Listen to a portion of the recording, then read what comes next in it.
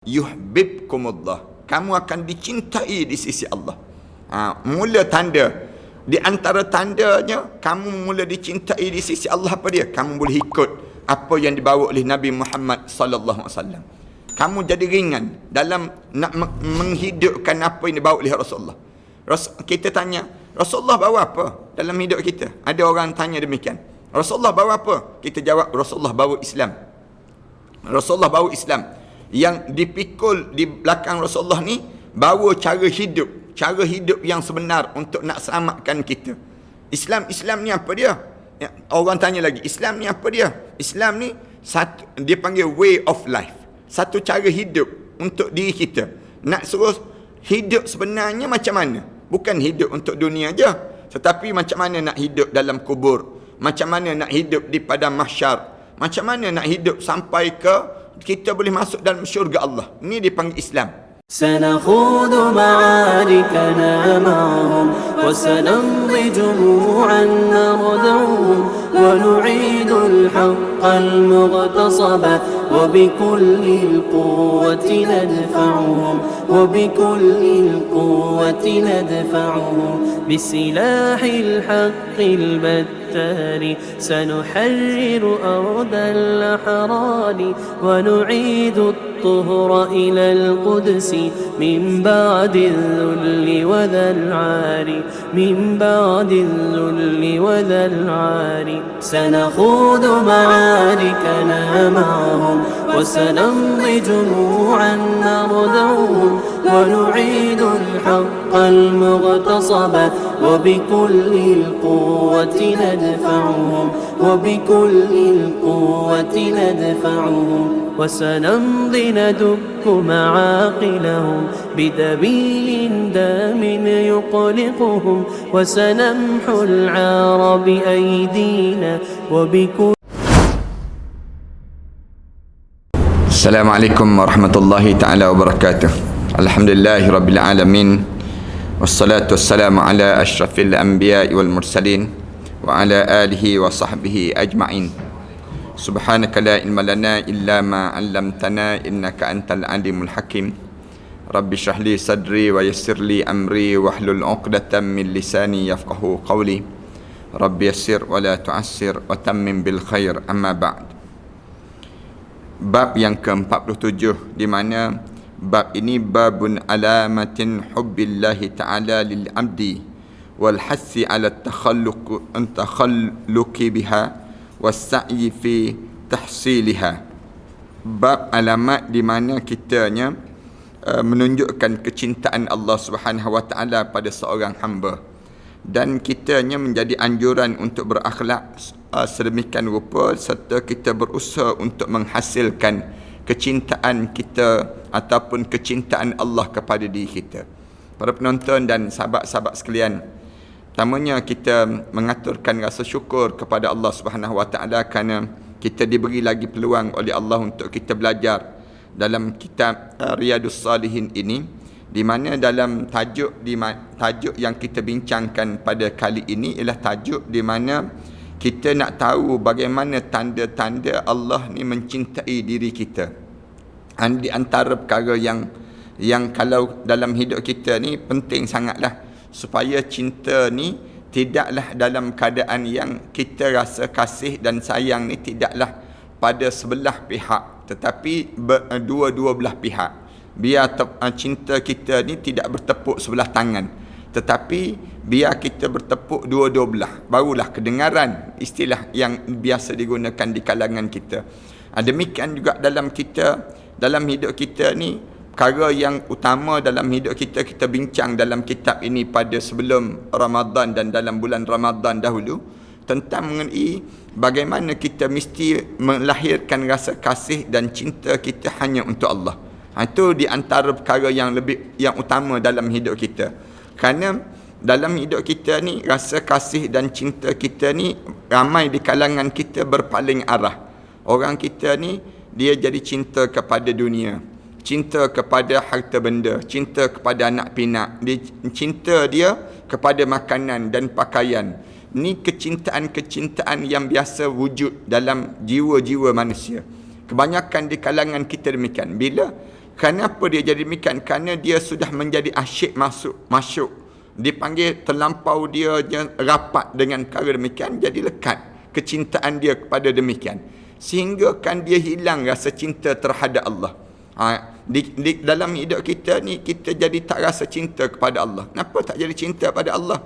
Kerana kita ni tak memahami diri kita pun kita tak kenal, kemudian pencipta kita pun kita tak kenal. Bila kita hidup dalam keadaan suasana yang disebut dengan kecintaan kitanya hanya bersekitar dengan makhluk, kita tidak rasa cinta kepada Khalik, yang menyebabkan rosak, yang dinamakan dengan apa dia, perasaan hubungan kita ni dengan mereka, dengan Allah Subhanahu Wa Taala. Kerana apa dia? Kerana kita nampak perhiasan dunia ini menjadi keutamaan. Kita tak nampak perhiasan yang besar yang Allah sediakan untuk kita dalam syurga nanti. Yang ni punca dalam diri kita, sama ada kejahilan ataupun kerana kelalaian. Bila kita hidup atas dunia ni, ramai di kalangan kita ni lalai ataupun hanyut je dengan dunia. Sedar-sedar dia kena menghadap depan Allah. Ramai di kalangan kita begitu. Ataupun di kalangan hidup kita ni, kita tak berfokus. Hidup kita ni dalam keadaan kita tak tumpu. Sebenarnya aku ni hidup ni untuk apa? Pada diri kita ni. Tapi kita nampak aku hidup ni hanya sekadar nak makan, nak minum, nak tidur, nak berkeluarga, nak sekadar itu je pada diri dia. Yang menyebabkan cinta dia tu tertumpu kepada yang demikian. Kita dah bincang panjang. Sebelum daripada ni, tak boleh begitu. Hidup orang mukmin ni, dia kena jadi fokus. Hidup kita ni kena letak Allah menjadi keutamaan. Cinta kita kerana Allah. Segala benda kita buat, mesti Allah letak yang pertama. Lepas pada Allah, baru turun pada Rasul. Kemudian lepas pada itu, baru turun pada mak ayah, pada suami, pada anak-anak, kepada keluarga. Ini dia mula turun. Dia panggil demikian. Cinta ni orang mukmin. Sebab itulah, lepas pada kita ni rasa letak Allah dahulu dalam hidup kita, menyebabkan kita ni rasa nikmat. Bila sembahyang rasa nikmat. Bila kita puasa, kita rasa nikmat. Kita rasa halawatul iman, kemanisan iman. Pada diri kita ni wujud. Kita rasa seronok je. Kita buat apa yang disuruh oleh Allah, kita akan rasa gembira dalam hidup kita. Punca kerana kitanya berfokus, dia panggil. Kita letak Allah jadi keutamaan dalam kehidupan aku. Ni cara hidup orang mukmin. Sehingga kan kita tak peduli lagi apa benda yang lain tu, nombor 2, nombor 3 dah. Tapi Allah mesti jadikan keutamaan hidup orang mukmin. Tu yang pertama. Lepas tu yang keduanya, kita nak belajar pula macam mana kita nak tahu Allah ni menyayangi kita dan mencintai kita. Ini tajuk yang kita nak bincangkan pada kali inilah. Babun alamatul hubbillahi ta'ala. Bab di mana kita nak tahu rasa cinta Allah kepada diri kita pula. Allah mencintai kita ni bagaimana? Lil abdi, bagi seorang hamba ni. Dan juga satu anjuran pada kita ni berakhlak sebagaimana yang diminta oleh Allah untuk dicintai. Demikian juga kitanya berusaha untuk menghasilkan cinta Allah pada diri kita. Itu cara dalam hidup orang mukmin. Orang mukmin ni dia kena usaha tarik perhatian Allah. Biar Allah dalam bilion manusia ni, Allah hanya pandang kita. Tidak kata Allah pandang kepada selain daripada kita. Ramai dalam hidup kita ni yang bila kita berakhlak dengan bukan akhlak yang sewajarnya, pandangan Allah tak ada dah pada diri kita. Kita baca dalam orang kita tanya, Ustaz, macam mana nak tahu Allah mencintai kita? Misal contohnya, macam mana kita nak tahu gambaran bagaimana Allah Subhanahu Wa Taala membenci kita? Dalam hadis-hadis Rasulullah cerita perkara demikian. Allah mula benci dengan siapa? Orang tua yang berzina, misal contohnya. Allah tak suka, Allah tak nak pandang orang yang tua, kemudian dalam keadaan dahlah tua, kemudian buat maksiat pada Allah. Allah tak nak pandang, wala yukallimullahu yaumal qiyamah. Allah tak nak bercakap dengan dia hari kiamat nanti. Banyaklah dalam disebut dengan gambaran orang-orang yang dibenci oleh Allah. Orang yang dalam hidup kita ni, biar Allah mencintai kita. Macam mana tanda-tanda dia? Dalam ayat Al-Quran Karim, Allah Subhanahu Wa Taala sebut, Qul in kuntum tuhibbunallah. Ini di antara ayat yang pertama Allah Subhanahu Wa Taala sebut. Katakanlah wahai Muhammad, kalau sekiranya kamu ni benar-benar mencintai Allah, fattabi'uni, Kamu diajar semua ikut yang dibawa oleh Nabi Muhammad sallallahu alaihi wasallam. Fattabi'uni. Fattabi'uni maknanya apa yang dibawa oleh Rasulullah sallallahu alaihi wasallam kamu ikut. Fattabi'uni. Ini cara demikian Allah Subhanahu wa taala sebut. Bila kamu ikut apa yang dibawa oleh Nabi Muhammad sallallahu alaihi wasallam, yuhibbukumullah. Kamu akan dicintai di sisi Allah. Mula tanda di antara tandanya kamu mula dicintai di sisi Allah apa dia? Kamu boleh ikut apa yang dibawa oleh Nabi Muhammad sallallahu alaihi wasallam. Kamu jadi ringan dalam nak menghidupkan apa yang dibawa oleh Rasulullah. Kita tanya, Rasulullah bawa apa dalam hidup kita? Ada orang tanya demikian. Rasulullah bawa apa? Kita jawab, Rasulullah bawa Islam. Rasulullah bawa Islam. Yang dipikul di belakang Rasulullah ni bawa cara hidup yang sebenar untuk nak selamatkan kita. Islam ni apa dia? Orang tanya lagi, Islam ni apa dia? Islam ni satu, dia panggil way of life. Satu cara hidup untuk diri kita. Nak suruh hidup sebenarnya macam mana? Bukan hidup untuk dunia je, tetapi macam mana nak hidup dalam kubur, macam mana nak hidup di padang mahsyar, macam mana nak hidup sampai ke kita boleh masuk dalam syurga Allah. Ini dipanggil Islam. Tak ada agama yang boleh mengajar pada kita, yang boleh selamatkan diri kita di dunia pun selamat, dalam kubur pun selamat, di akhirat nanti pun selamat, kemudian masuk dalam syurga, sampai boleh masuk dalam syurga, selamat daripada neraka pun kita boleh masuk syurga, kecuali Islam. Allah Subhanahu wa taala sebut, "Wa man yabtaghiral islami dinan falan yuqbala min wa huwa fil akhirati minal khasirin." Siapa yang cari selain daripada Islam sebagai satu cara hidup dia, dinan ni maknanya way of life. Dalam ekonomi kamu dengan Islam, dalam politik kamu dengan Islam, dalam sosial kamu dengan Islam. Segala benda hidup kamu ni semua cara dengan cara Islam. Start daripada bangun tidur sampai kamu tidur balik. Start daripada kamu mula hidup sampai kamu mati. Dalam hidup kamu ni dengan Islam.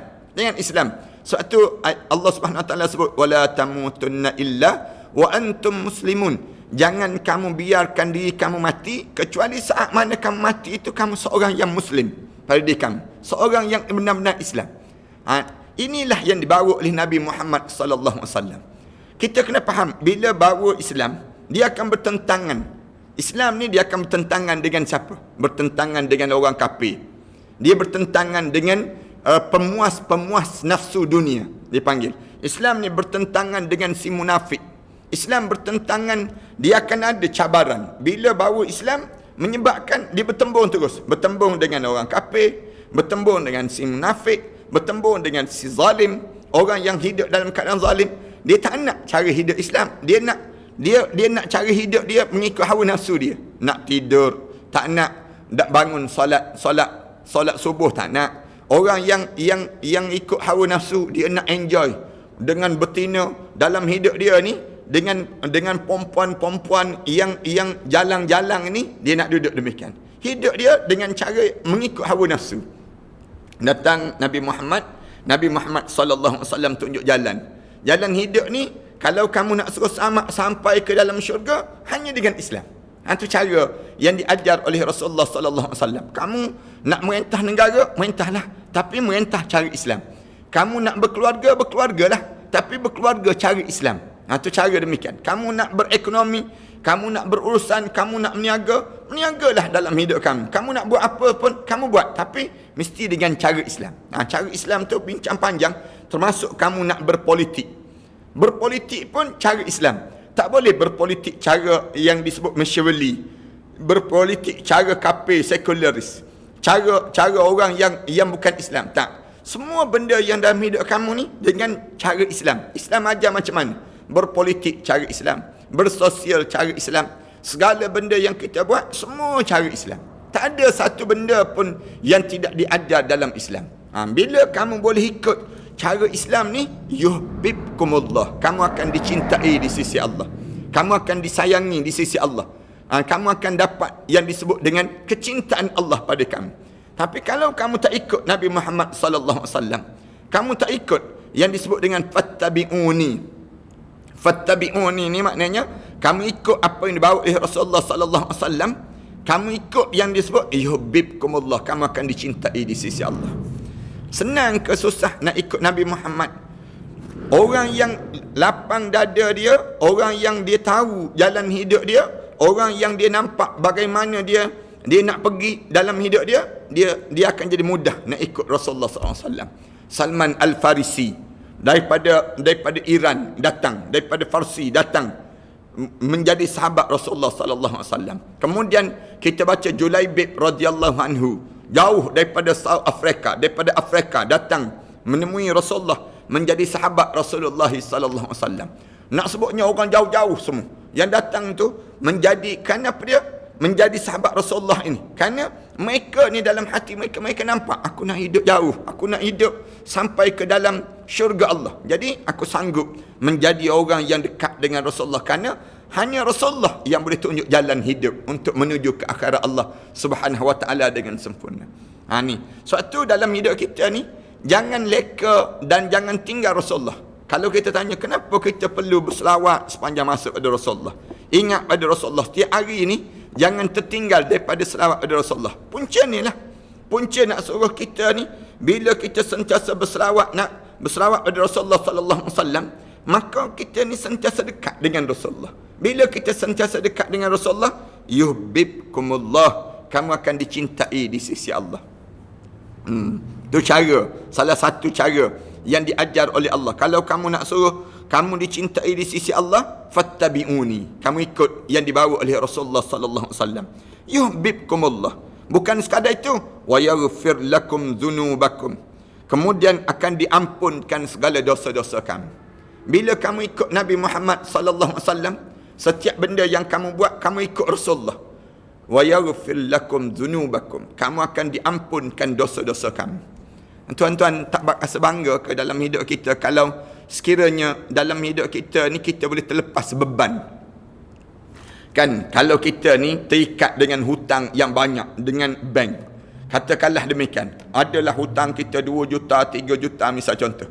Satu hari bank telefon, bank bagi tahu pada kita, tuan, bank telah riliskan semua hutang-hutang ni telah dibuang, tak ada lagi dah hutang-hutang tuan dengan pihak bank. Kita rasa bangga, alhamdulillah, syukur pada Allah, hilang bebanan pada diri kita.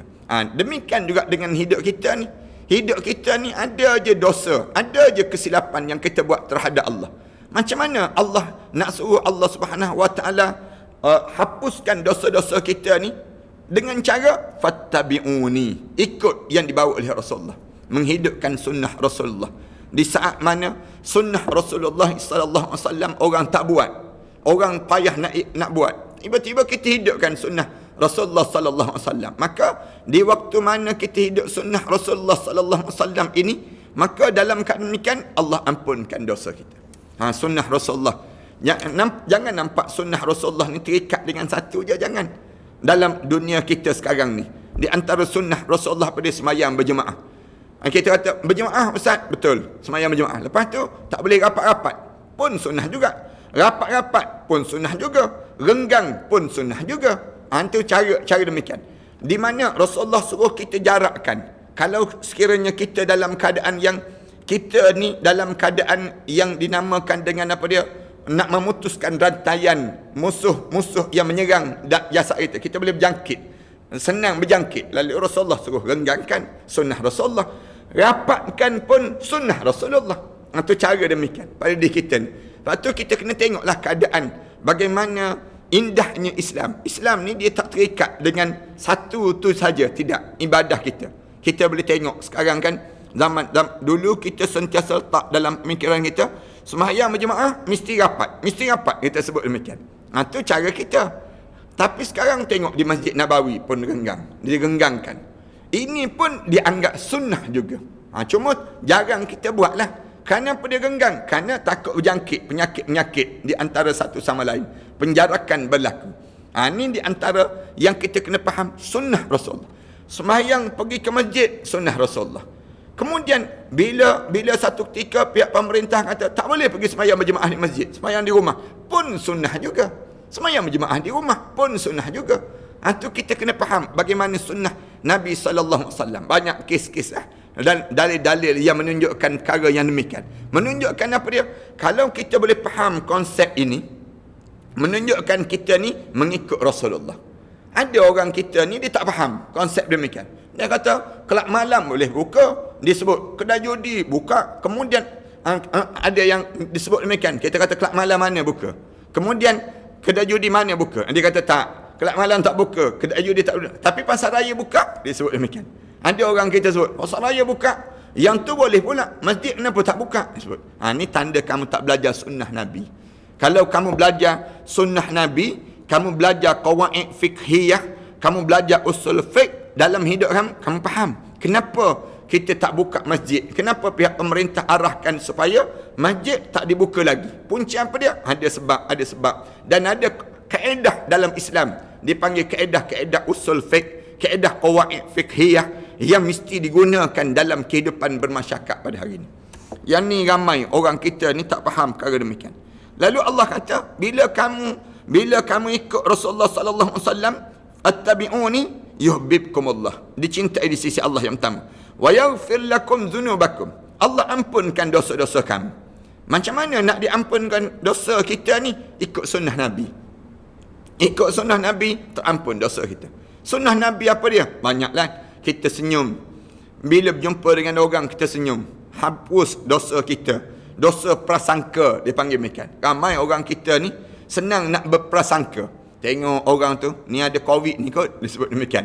Senang je dalam hidup kita ni nak jadi rosak hubungan kita dengan orang. Kita pandang orang seorang tu, kita kata, ni ada ni penyakit begini. Ni nak sebutnya gambaran prasangka. Macam mana cara? Kita senyum. Jumpa dengan saudara-saudara kita, senyum. Senyum tu sunnah Nabi. Terhapus dosa prasangka tadi. Dosa prasangka yang kita ada dalam jiwa kita ni menyebabkan dengan amalan kita bagi salam, Assalamualaikum, menghidupkan sunnah Nabi, hapus dosa-dosa kita. Wa yaghfir lakum dzunubakum wallahu ghafurur rahim. Lalu Allah sebut, sesungguhnya Allah ni Maha mengampun dan juga Maha belas kasihan dengan hamba-hambanya. Firman Allah Taala lagi, ya ayyuhallazina amanu, wahai orang yang beriman pada Allah. Kalau kamu rasa kamu beriman pada Allah, kamu dengar benar apa yang aku nak sebut pada kamu. Man yartadda minkum an dini, siapa-siapa yang murtad daripada agamanya, an dini, fasawfa ya'tillahu biqaumin yuhibbuhum. Sudah pasti siapa-siapa yang keluar daripada Islam ataupun berpaling daripada Islam, tak nak pada Islam, yang kemudian fasawfa ya'tillahu biqaumin yuhibbuhum, kamu akan dapati Allah akan datangkan satu kaum yang di mana Allah mencintai mereka. Allah lebih mencintai. Kamu tak nak bawa Islam, tak apa. Aku akan gantikan dengan satu kaum yang lebih aku sayangi pada mereka tersebut. Wa yuhibbuna. Mereka ni bukan sekadar itu, mereka pula mencintai Allah. Kalau kamu tak nak dengan Islam, kamu katakanlah ada orang Malaysia kita kata, kami tak naklah pada Islam. Allah jadikan satu kaum yang tak nak pada Islam ni, Allah hapuskan semua sekali. Allah ganapkan, Allah datangkan kaum yang di mana kaum ni Allah mencintainya dan mereka mencintai Allah. Mereka mencintai Allah. Dalam keadaan demikian, azillatin alal mu'minin. Sifat mereka ni apa dia? Azillatin alal mu'minin. Mereka ni terlampau, merekanya dengan orang mukmin tu dalam keadaan lemah lembut. Azillatin alal mu'minin. Sesama orang Islam tu kamu boleh tengok dia ni dengan orang sama-sama orang mukmin ni, dia rasa seronok sangat. Adillatin alal mu'min. Ni sifat orang yang dicintai di sisi Allah. Sifat dia apa dia? Azillah. Dia dalam hidup dalam keadaan yang dengan orang-orang mukmin dia akan rasa macam adik-beradik. Rasa seronok je. Azillatin alal mu'minin. Kemudian wa a'izzatin alal mu'min, a'izzatin alal kafirin. Tapi dia rasa mulia dia dibandingkan dengan orang kafir. Depan orang kafir, dia rasa megah. Aku Islam. Aku hidup dalam keadaan penuh dengan kemuliaan dengan Islam. Dia tidak tunduk dengan kekufuran orang. Dia tidak tunduk dengan kemaksiatan manusia. Dia tak rasa, dia rasa megah dia. Ada orang yang dia tak rasa megah dengan Islam. Nak pakai kopiah, tak nak. Kenapa? Nanti orang kata warok sangat disebut. Ada orang yang tak rasa izzah dengan Islam. Pada diri dia, dia tak nak. Pada diri dia nak menunjukkan pribadi Muslim, tingkah laku pribadi Muslim dalam hidup dia. Dia tak nak, kerana dia tak rasa mulia dengan Islam. Tak, orang mukmin ni Rasulullah sallallahu alaihi wasallam diajar oleh Allah, azillatin 'alal mu'minin, a'izzatin 'alal kafirin. Ini sifat orang yang dicintai di sisi Allah. Allah mencintai dia. Dia rasa megah dia dengan Islam depan orang kafir. Orang kafir bila dia orang kafir tengok dia, orang kafir jadi gerung, takut dengan peribadi ataupun dengan kemuliaan yang ada pada diri dia. Agama yang ada pada dia tu hebah. Dia ada hebah tersendiri. Tidak kata orang kafir kata, orang ni aku tak kisah pun. Kenapa? Kerana dia tak ada apa-apa kekuatan. Tapi kalaulah orang kafir ni, dia tengok orang Islam tersebut, dia rasa dia ni jangan main-main ni. Dia ada pendirian ni. Orang ni sifat dianya, sifat yang terpuji pada diri dia. Orang kafir ni jadi rasa kemuliaan, kehormatan pada diri dia. Ini tanda Allah menyayangi seorang tersebut. Allah sayang pada orang ni. Dan dia ni dengan orang mukmin azillah. Tapi dengan orang kafir aizzah. Itu cara demikian. Dengan hidup kita ni Allah bagi peluang demikian pada diri kita. Biar orang kafir tengok orang Islam ni, dia tahu orang Islam ni dia ada prinsip, dia ada hak dia ada tingkah laku dia, ada sifat dia pada diri dia. Ni tak orang kafir tak rasa takut, tak rasa bimbang langsung. Isu misal contoh kita ni kan, isu arak. Bila kita sebut tentang mengi arak ni, orang kafir kata, orang kafir boleh sebut, dia kata kalau nak hapuskan kilang arak, dia kata hapuskan sekolah-sekolah tahfiz terlebih dahulu. Terus senang mereka sebut demikian. Ni maknanya tak ada kemuliaan. Patutnya orang kafir yang sebut demikian, ataupun ada mulut-mulut yang celupar sebut demikian, orang ni dia kena tangkap, masuk penjara terus. Ataupun kena hukuman terus orang demikian. Orang kafir yang dalam keadaan yang minum arak, mabuk, langgar orang Islam, orang ni kena ada tindakan terus. Tindakan apa dia? Kamu matikan. Kamu telah bunuh orang. Maka kamu kena bertanggungjawab terhadap keluarga yang kamu bunuh tadi. Itu di antara benda yang demikian. Tegas dia panggil demikian. Ini peranan pihak berkuasa lah. Jangan tunggu lagi. Dah berapa lama dah negara kita ni dimusnahkan oleh peminum-peminum arak. Kalaulah orang yang hisap dadah kita anggap bahaya, menjadi dadah, menjadi musuh negara. COVID-19 menjadi musuh dunia pada hari ini. Nak sebut demikian. Agak jauh lebih teruk daripada yang ni. Kerana dia merupakan ummul khaba'is. Bapa kepada segala keburukan atas dunia ni. Berpunca daripada mana? Yang disebut dengan kerosakan atas dunia daripada agak. Innamal khamru wal maisiru wal ansabu wal azlamu rijsun min amali syaitan. Allah Subhanahu Wa Taala sebut agak, judi, tenung nasib, kemudian semua ni rijsun, di antara najis-najis, min amali syaitan, di antara amalan syaitan. Kita kena usahalah. Kerajaan yang ada sekarang ni kena buat undang-undang yang memang mengajar pada mereka peminum arak. Orang nak minum arak tak boleh bebas begitu. Manakala kita pula, sifat orang mukmin tahu saja di 7-Eleven di kawasan kita, ataupun di Speedmart di kawasan kita ada jual arak, buat bantahan. Wajibkan bantahan. Kamu tak boleh jual terbuka begitu. Bahaya di kalangan masyarakat. Kerana apa dia? Kerana bila kamu jual cara terbuka, kemudian diminum cara terbuka begitu, akhirnya naik atas jalan raya, gempuh orang, lawan arus, menyebabkan berlakunya kematian yang di kalangan orang-orang yang tak bersalah. Kerana apa dia? Kerana mabuknya kamu, jahatnya kamu tersebut. Kalau pengedar dadah tu pun kita boleh gantung sampai mati, kenapa yang disebut dengan arak ni kita tak buat yang lebih, yang nak mengajar pada mereka ni jangan sedemikian rupa, jangan. Ini panggil. Kemudian Allah Subhanahu Wa Taala sebut tanda orang yang dicintai oleh Allah, azillatin 'alal mu'minin wa a'izzat, kemudian azillatin 'alal mu'minin, a'izzatin 'alal kafirin. Azillah 'alal mu'minin, lemah lembut dengan orang mukmin. A'izzah 'alal kafirin, a'izzah 'alal kafirin, mesti rasa hebat di hadapan orang kafir. Yujahiduna fi sabilillah. Kemudian Allah Subhanahu Wa Taala sebut lagi, mereka hidup berjuang di jalan Allah. Orang yang dicintai di sisi Allah, Allah Subhanahu Wa Taala sebut mereka hidup ni yujahid, bersungguh-sungguh di jalan Allah, fi sabilillah. Dia akan buat sesuatu dengan tujuan, aku buat ni kerana Allah. Segala benda aku buat ni untuk menegakkan kalimah Allah. Yujahiduna fi sabilillah. Berjuang di jalan Allah. Kita ni berjuang untuk apa? tiap-tiap turun pagi balik gelap, turun pagi balik gelap. Kita berjuang untuk apa? Berjuang untuk perut ke berjuang untuk Allah Subhanahu Wa Taala? Ada di kalangan kita hidup, dia berjuang untuk apa dia? Untuk perut dia.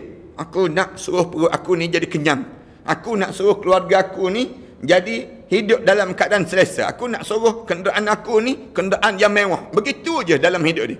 Sanggup dia berjuang bermati-matian. Untuk apa dia? Untuk diri dia. Tak. Allah ajar orang yang dicintai di sisi Allah, yujahiduna fi sabilillah. Hidup dia berjuang untuk jalan Allah. Dalam hidup orang mukmin. Orang mukmin ni dia usaha dia untuk tegakkan kalimah Allah. Kerja dia untuk Allah Subhanahu Wa Taala. Itu cara. Wala yakhafuna laumata laim. Kemudian Allah cirikan lagi, orang yang aku cintai ni mereka tidak mereka tidak rasa takut dengan celaan orang yang mencela. Wala yakhafuna laumata laim. Yang orang nak cela dia, orang nak keji dia, orang nak tulis dalam status Facebook mereka, nak kecam dia dan sebagainya, dia tak takut. Kamu kecamlah macam mana pun, kamu kejilah macam mana pun, kamu katalah macam mana pun, aku ni yang penting aku betul dengan jalan Allah. Hidup aku ni yujahiduna fi sabilillah. Aku juang di jalan Allah. Kamu nak kata pada aku, kamu nak ugup dengan aku, kamu nak sebut innan nasa qad jama'u lakum fakhshawhum. Mereka berkumpul untuk menakutkan kamu, menggerunkan kamu. Fazadahum imana. Orang mukmin ni semakin kuat iman dia. Aku wala yakhafuna laumata laim. Aku tak takut dengan celaan orang nak mencela. Yang aku bimbang kalau Allah cela aku dalam hidup. Yang pentingnya aku hidup ni untuk Allah. Ni yang kita ikrarkan. Tiap kali mana kita solat, kita sebut inna salati wa nusuki wa mahyaya wa mamati lillahi rabbil alamin. Meremang bulu roma kita kan. Bila kita angkat takbir Allahu Akbar. Bila Allahu Akbar tu, kita mula sebut Allahu Akbar kabira walhamdulillah katsira. Mula kita pun ikrar depan Allah. Kita mula sebut terus inna salati, sungguhnya salat aku, wa nusuki, segala amal ibadah aku, wa mahyaya, segala hidup aku, wa mamati, segala kematian aku, lillahi rabbil alamin. Semuanya untuk Allah yang menjaga alam ini. Ni sifat orang mukmin. Orang mukmin ni dia jadi demikian. Sampai peringkat dia kata, aku ni orang nak buat macam mana pun, orang nak tukar aku ke aku, orang nak buat macam mana pada aku, wala yakhafuna laumata laim. Aku tak takut dengan celaan orang yang mencela pada aku. Orang ni Allah Subhanahu Wa Taala sebut zalika fadlullahu yu'tihi man yasha. Itulah anugerah Allah yang Allah bagi bukan semua orang, pada seseorang tertentu saja. Yu'tihi man yasha. Orang-orang tertentu je dapat ni.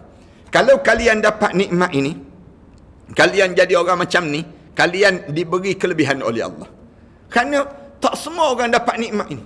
Ada orang yang hidup dia jaga orang kafir. Sibuk nak jaga orang kafir. Kan nanti bagaimana orang kafir? Orang kafir pun ada hak juga. Dia nak minum arak, ada juga hak orang kafir dia sebut. Ya, kita sebut, kita tidak nafikan hak dia, tapi janganlah sampai peringkat kamu teruja dengan kekufuran dia tersebut sehingga kamu mengangkat dia menjadi pemimpin pada diri kamu. Kamu pula dipimpin oleh dia kerana terujanya kamu dengan cara demikian. Mengarut dah. Kamu ni jadi khadam pada dia pula. Kamu sanggup untuk mengikut dia tersebut.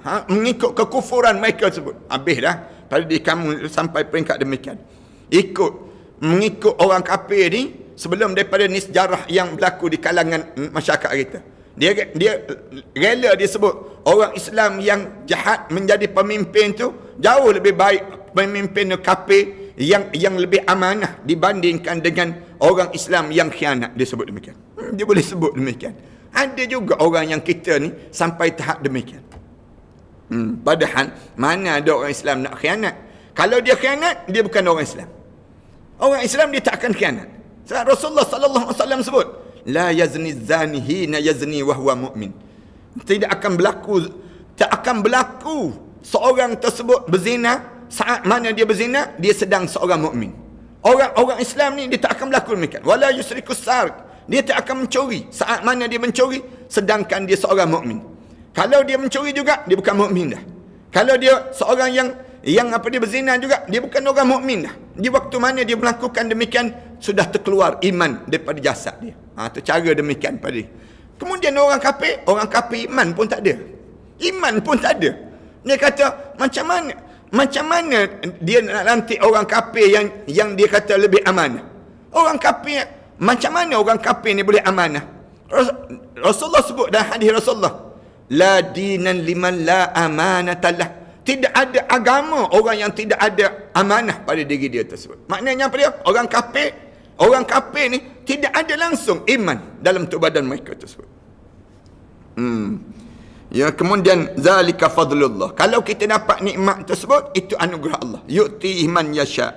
Allah pilih bagi siapa yang Allah nak bagi. Wallahu wasi'un alim. Allah ni maha luas lagi maha mengetahui segala sesuatu yang Allah Subhanahu wa taala jadikan dalam hidup ini. Kemudian daripada hadis wa an Abi Hurairah radhiyallahu anhu qala, daripada Abi Hurairah radhiyallahu anhu kata dia, qala Rasulullah sallallahu alaihi wasallam, Rasulullah sallallahu alaihi wasallam bersabda, inna Allah taala qala, Allah taala telah berfirman. Ini dipanggil hadis kursi. Hadis kursi yang disebut demikian, man adali waliyan faqad adantuhu bil har. Siapa-siapa yang melakukan khianat ataupun menyakiti wali-wali aku isytiar perang dengan orang tersebut. Ini cara demikian. Wa ma taqarraba ilayya 'abdi bi syai'in. Kita kata, ada ke wali-wali Allah lagi atas dunia ni? Ada. Orang yang dekat dengan Allah, hidup dia jaga perintah Allah, hidup mati dia ni dalam keadaan dia jaga agama Allah. Naik kedudukan dia sampai peringkat wali. Dia tak mengaku dia ni wali, tapi Allah kurniakan pada diri dia kemuliaan tingkat darjat dia sampai dia dekat dengan Allah. Ada ke tak ada zaman kita ni? Ada orang tanya, ustaz, ada lagi ke wali-wali Allah? Wali-wali Allah ni ada. Wali Allah ni sampai bila ada? Sampai dunia kiamat. Sampai dunia kiamat. Ada pun Nabi telah berakhir, Nabi dan juga Rasul dah berakhir. Tapi wali, ulama-ulama sepakat berada sampailah Allah nak matikan, nak tutup alam ni, barulah Allah matikan wali-wali Allah SWT. Wali-wali Allah ni orang yang dekat dengan Allah. Hidup dia sentiasa jaga perintah Allah sehingga naik kedudukan dia dekat dengan Allah. Kita boleh jadi ke wali Allah? Boleh. Tapi jangan mengaku pakai name tag, aku wali Allah misal contohnya. Tu bukan wali Allah, tu wali band je dipanggil. Dia dipanggil demikian. Yang mengaku wali ni dia bukannya wali, itu wallah dia panggil demikian. Tapi wali yang sebenarnya apa dia? Orang yang hidup dia dalam keadaan yang dia jaga perintah Allah, jaga sungguh-sungguh dia jaga perintah Allah dalam hidup dia. Apa benda pun dia perhati Allah nak macam mana dalam hidup ni yang sebenarnya. Pandangan dia pandangan yang dia dapat ilmu daripada Al-Quran, daripada hadis Rasulullah sallallahu alaihi wasallam. Dalam sejarah kita ni, Allah telah kurniakan, Allah yarham Tuan Guru Datuk Ni Abdul Aziz nikmat dalam hidup kita, sejarah hidup kita. Orang yang kita dapati Allah bagi pada diri dia kedudukan yang tinggi di sisi Allah SWT. Apa dia ni? Allah yarham Datuk Dr. Harun Taib, Allah yarham Datuk Harun Taib, Allah yarham Ustaz Bakaci, Allah yarham Ustaz Fadil Nur. Ni di antara wali-wali Allah. Allah yarham Ustaz Ismail Kamus. Ni di antara orang yang wali-wali Allah. Allah yarham Datuk Ishaq Baharum. Ni Allah bagi pinjam untuk orang Melayu di sebelah Malaysia kita ni di antara wali-wali Allah. Di Indonesia ada wali Allah, di Brunei ada wali Allah, di Singapura ada wali Allah. Wali-wali ni ada. Cuma dia tak pernah mengaku diri dia jadi wali. Tapi kita tengok pada diri dia, kita tahu ni wali Allah ni. Dengan amalan-amalan dia, kesalehan dia dan ketaatan dia pada Allah Subhanahu wa taala tersebut. Allah sebut mana-mana orang yang menyakitkan wali-wali Allah, menyakitkan hati, man adali waliyan, mana-mana orang yang dianya tengok wali-wali aku ni dikhianati, tiba-tiba dia tak kata apa-apa, ataupun dia sendiri menyakitkan wali-wali aku, faqad adantuhu bil har, aku isytiar perang dengan orang demikian. Perang terus. Allah sebut faqad adantuhu bil har, aku mengizinkan untuk berperang dengan orang yang demikian. Padanya aku akan aku perangi orang yang jenis demikian. Akan aku menjadi musuh dengan aku. Kerana apa dia? Wa ma taqarraba ilayya 'abdi bi syai'in ahabba ilayya. Allah sebut orang-orang yang macam ni, hidup dia sentiasa mendekatkan diri dia dengan apa yang aku cintai di sisi aku, sama ada yang pertama mimma aftaradtu alaih, dengan apa yang aku fardukan ke atas dirinya. Allah Subhanahu Wa Taala sebut, wali-wali aku ni dia jaga benda yang fardu dalam hidup dia jaga yang disebut dengan perintah-perintah Allah yang fardu ni, dia sentiasa jaga dalam hidup dia, pada diri dia. Maknanya sembahyang fardu, puasa fardu, zakat fardu, kemudian yang disebut dengan syariat fardu, segala benda yang fardu dalam hidup ni, maka dia akan dekatkan diri dia dengan cara demikian. Kemudian Allah Subhanahu Wa Taala sebut, wa ma yadalu abdi yataqarrabu ilayya bin nawafil, dan hamba aku yang jenis macam ni sentiasa nak mendekatkan diri dia dengan aku ni dengan perkara-perkara yang sunat.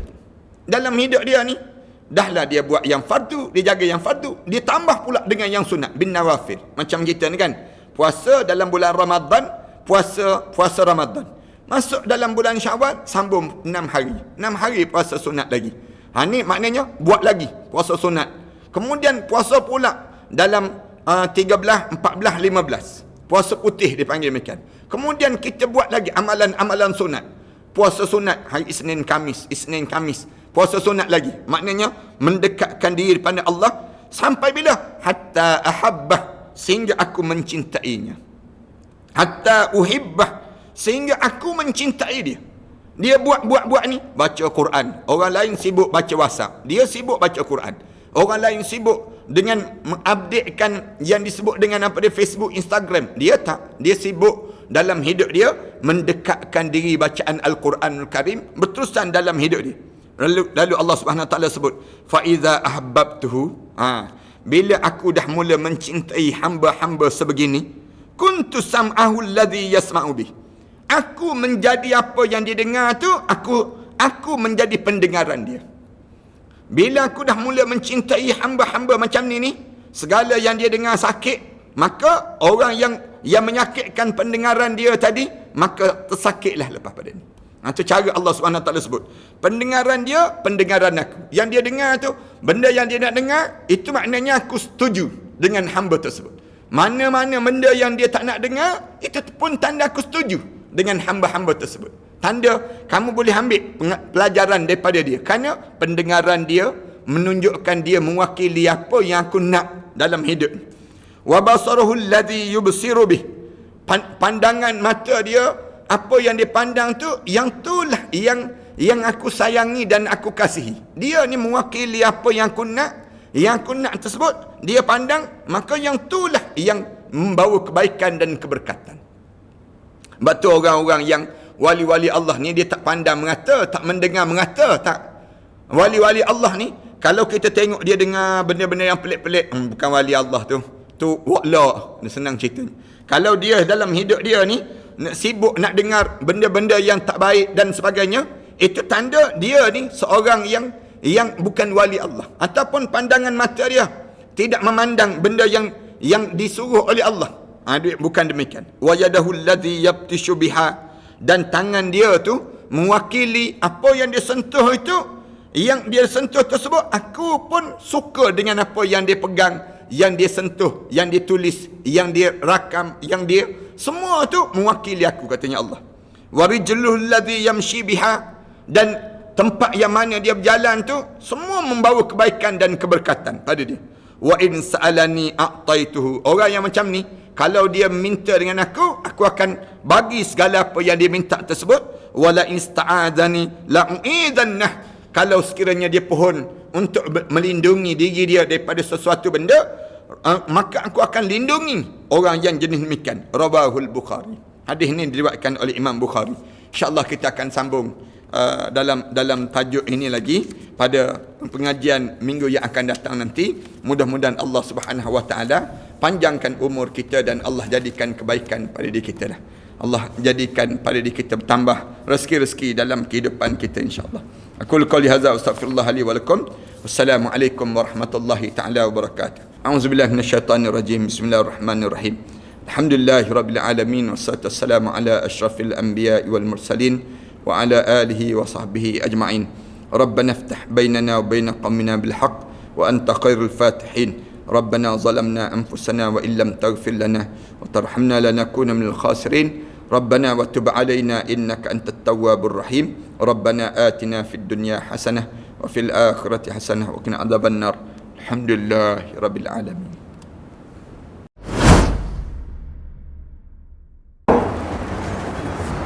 Assalamualaikum warahmatullahi taala wabarakatuh. Alhamdulillah wassalatu wassalamu ala Rasulillah wa ala alihi wa man walah wa ba'd. Sahabat-sahabat sekalian, bangunan yang saya berada ini merupakan bangunan yang kita bercadang untuk mewakafkan, dan kita beli dan kita wakafkan.